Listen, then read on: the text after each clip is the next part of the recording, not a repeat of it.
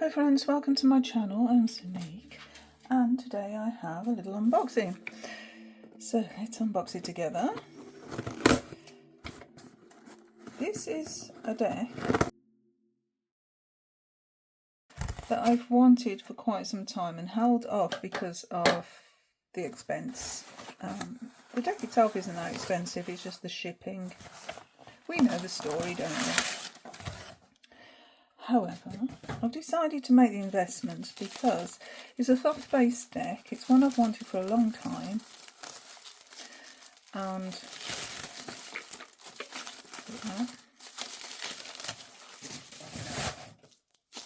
shall I say, Justin and crew made me do it. I'm part of a little book club on Discord with Justin from Modern Metaphysicae. And there's a few of us there that have been going through Lon Milo Duquette's book. So it's my second time through that book, Understanding the Thoth Tarot. And seeing other people with this deck and how beautiful it is, I've just wanted it for so long. So yeah, I've bought it. And wow. Wow, the box is absolutely gorgeous. It's not going to actually show up how gorgeous this box is on camera, I'm afraid. Oh, gosh, it's a magnetic closure and it's called the Marea Tarot and it's by this person here and I have no idea how to pronounce their name, so I'm not even going to try. What's it say? Break out of your shell and free your soul. We have a guidebook, nice thick guidebook. And also what we've got here is the Tree of Life. Oh, and it's numbered. So there's only 1,000 decks. I did not know that. Okay, I'm feeling even better about it now. So yeah, we've got this fold down. And on one side we've got the Tree of Life. Always useful. And then on the other we have the Deacon Wheel. Now I have done the Deacon Journey. I'll put a link below to the playlist. I did it, I suppose it's coming up 2 years now. Did it for the whole year and really enjoyed doing that. And at some point I'd quite like to do it again. Okay, so the guidebook is, let's have a look.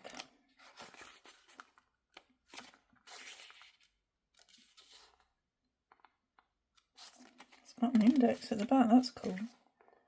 Table of contents. Yeah, 180 pages. And then the table of contents at the back. Well, this is going to be well researched, I know. I've heard nothing but good things about this deck. Oh, dedicated to my son and to all those who strive to be free.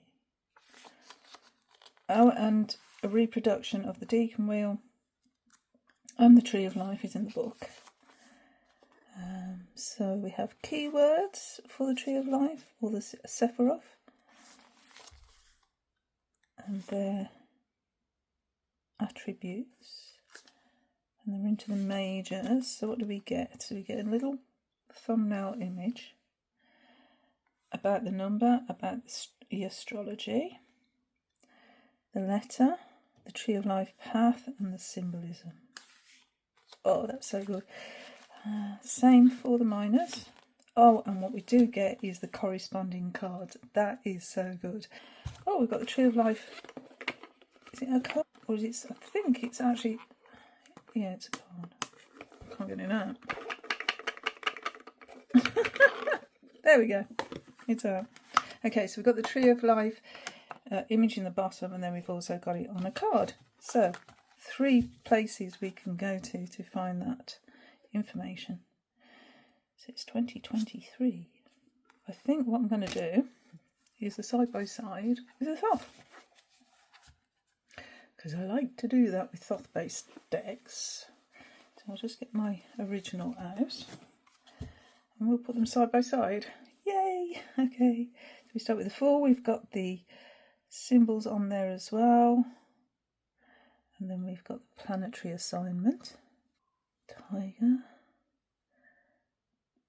Yep, the dove. And we've got this swirling energy as well here. Brilliant. Okay. the mages. All the symbols are there. It's beautiful. And we have our priestess. Empress.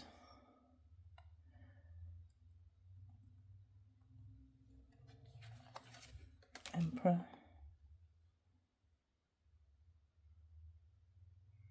Oh, this is wonderful. The lamb. Yes. It's all there. Brilliant. Oh, look at this hierophant. Yes. It's all there. It's so good. The lovers. We've still got these hands here that we see here. Cosmic egg. Oh, yeah, it's all there.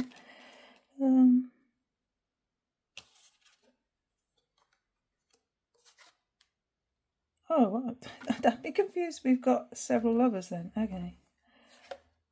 How many lovers do we have? We have 3. Okay, so we've got a choice with our lovers cards.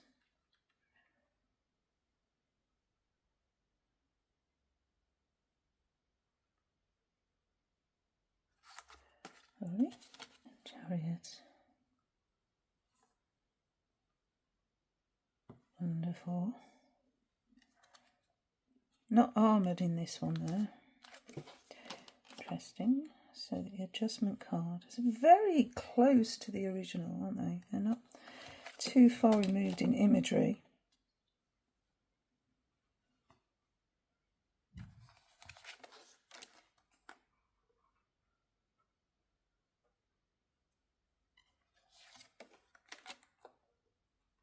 Oh, that's powerful. We haven't got Roman numerals, we've got 11. So is it Arabic? But definitely not Roman numerals on this deck. You can almost see the canvas underneath here. Oh, I wonder how long it took them to actually produce this deck and paint the images.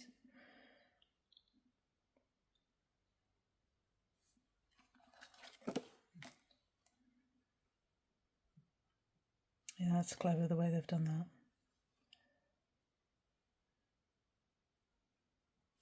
Wonderful. The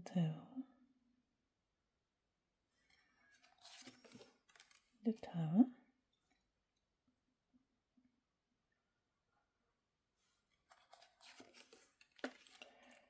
Star, beautiful.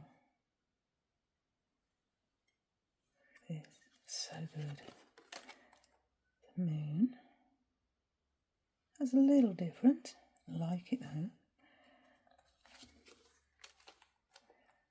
Still got the solar twins on the sun. And all the astrological signs.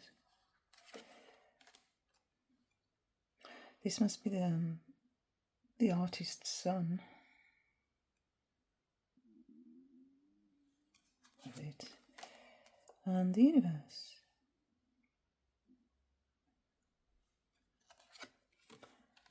Okay, let's have a look at the minors.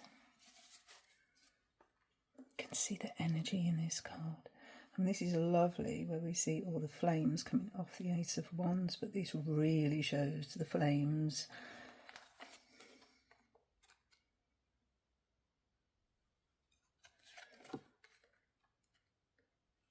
Seems to have more of a 3D almost tactile effect in these images, whereas it just feels very flat in the original.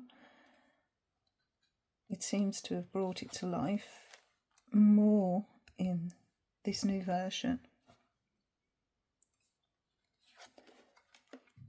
So essentially the images are the same, just more, I don't know, it's like you can grasp them more. Just somehow they feel more alive. I don't know how else to put it. Oh, this rainbow. It's my card, my birth card.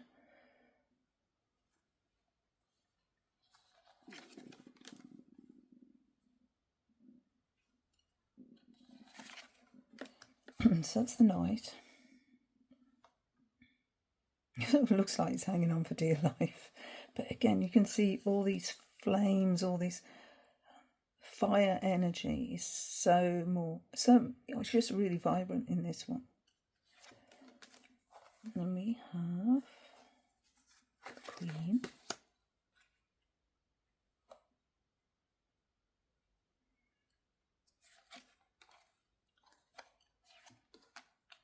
Prince. Love it. And the Princess. It's my favourite card of all time.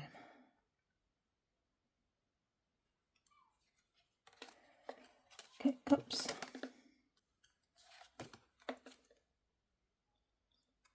We actually do have the dolphins on this one.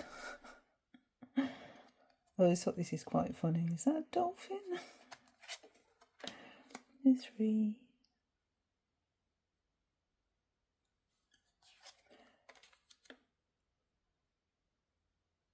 What we don't have is actually the keywords, that we have on the Thoth. So this will be luxury, but it's actually not written on Marea's tarot.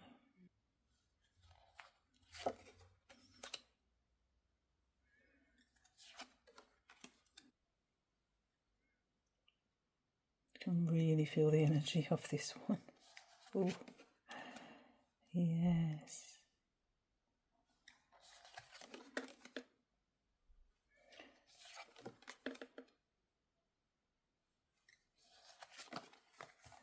Corresponding cards of the Knight.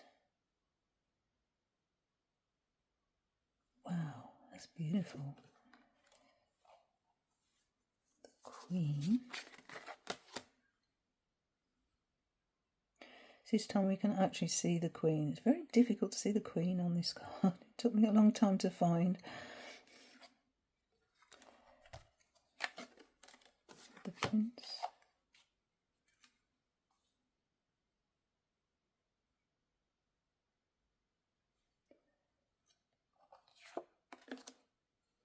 And then the Princess.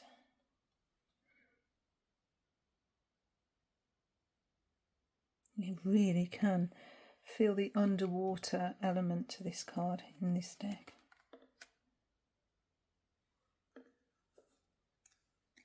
Okay. Swords.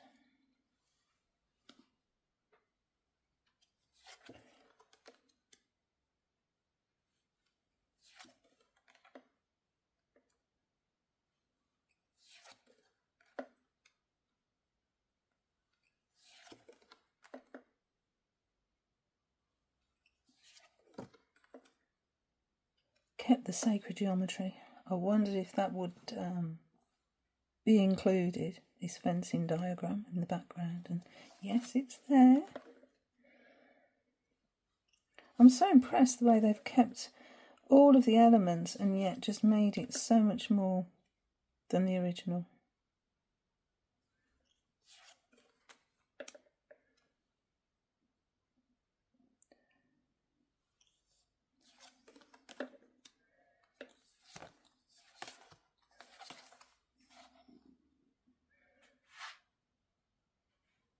I mean, just look at this Knight here. Just look at this energy of this Knight.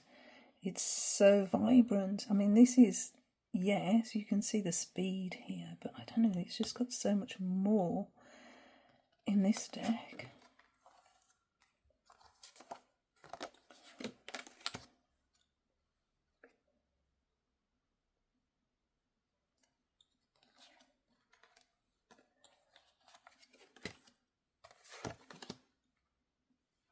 We can really see the figures here in the prints.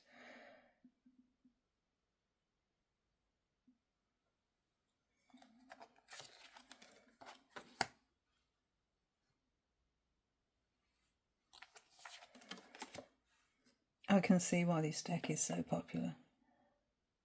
It's just amazing. Oh.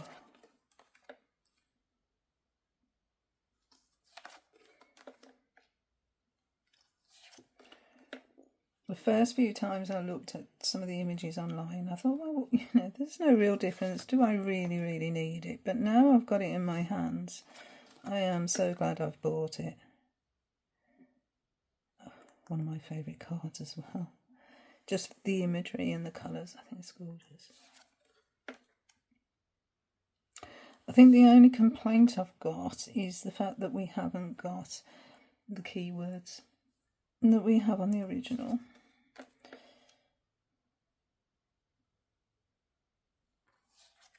But apart from that, I think they're amazing.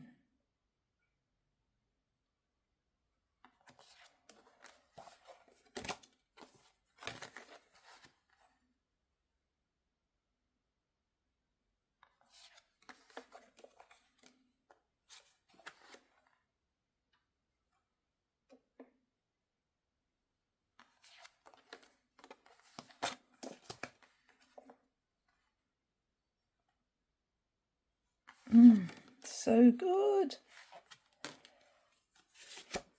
So good. Right. So let's just do what I like to do, and that is, we'll take a card. Let's take art, which would be temperance if you were looking at the Rider-Waite-Smith. So we can see here ours is Sagittarius. Card 14.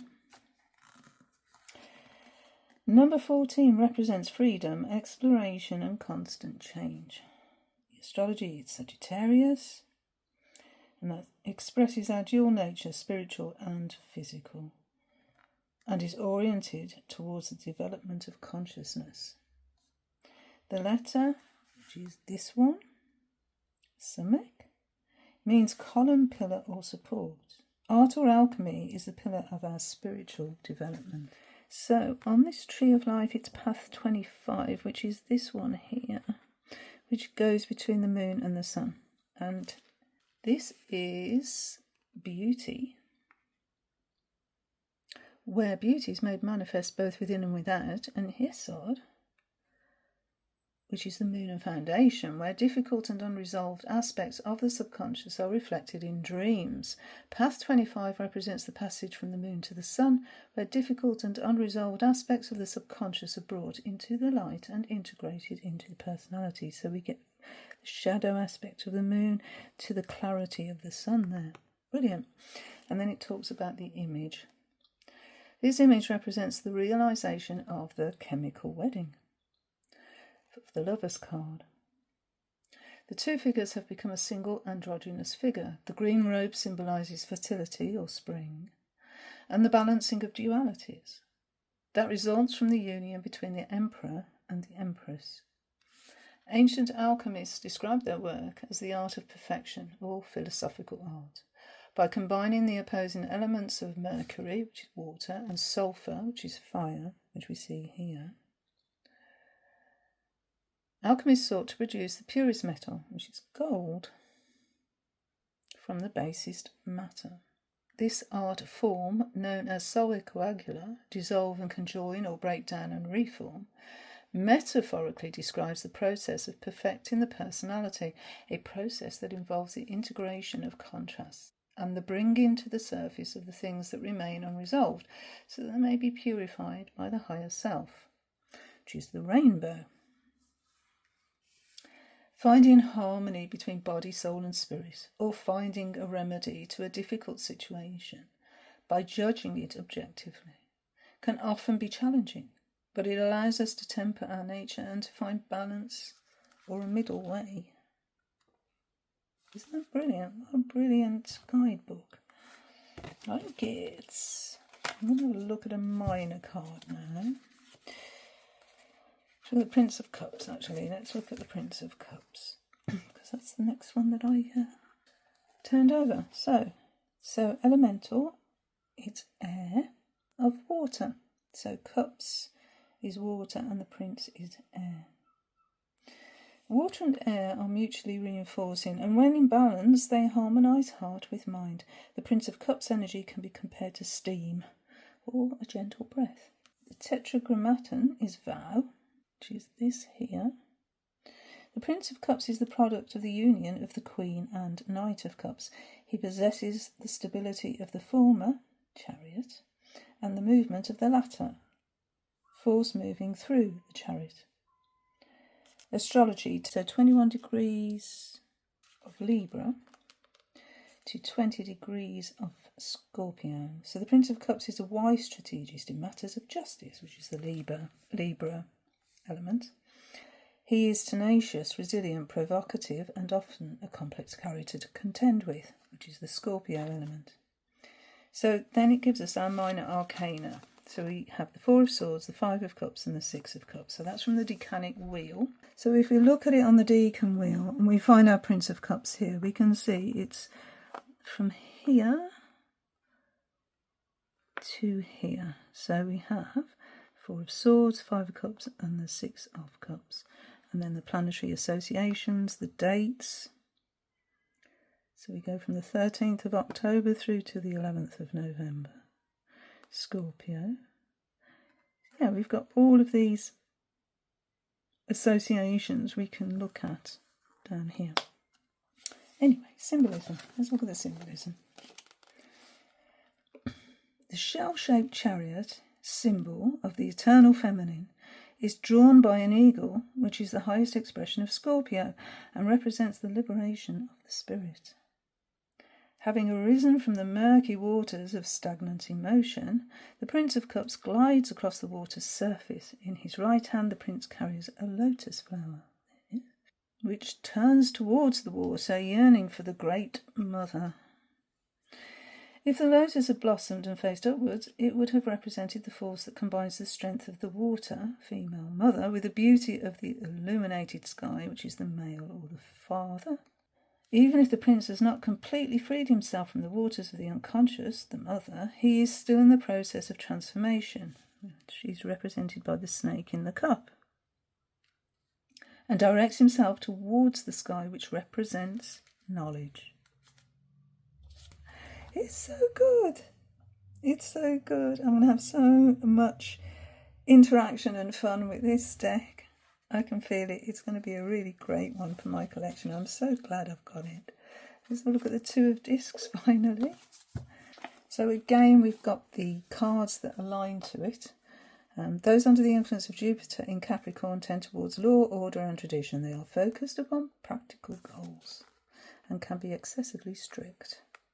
So it's aligned to Jupiter, which symbolises optimism, generosity, expansion, growth and luck, faith and abundance, represented by the Fortune card.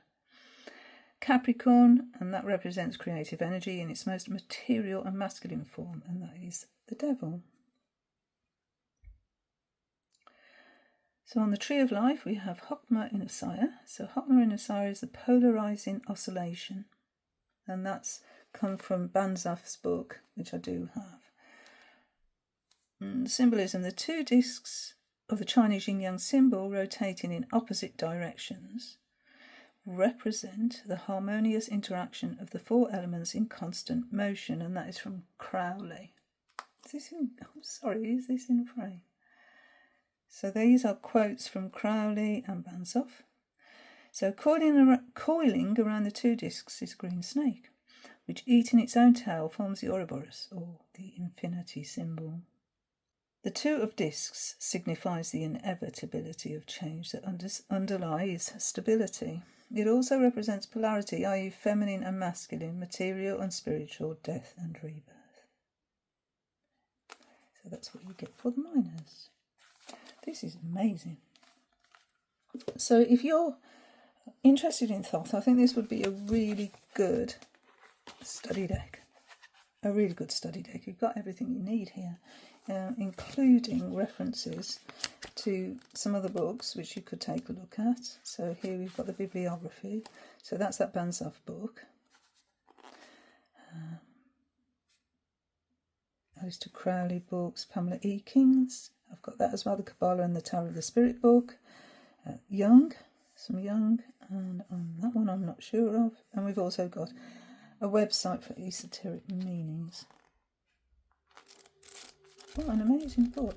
Okay, so thank you so much for watching, and Until my next video. Bye, friends.